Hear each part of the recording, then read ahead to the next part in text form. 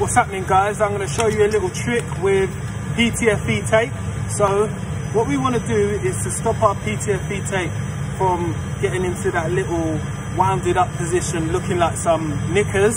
We want to wind it onto just a pen or something like this.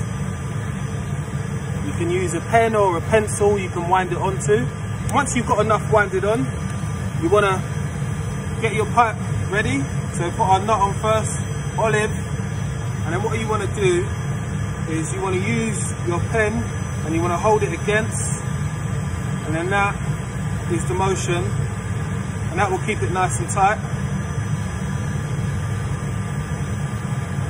And you'll never get that bit of Ptfe tape, or as my American plumbers like to call it, Teflon tape. Will always be perfect. Ready for your compression fittings.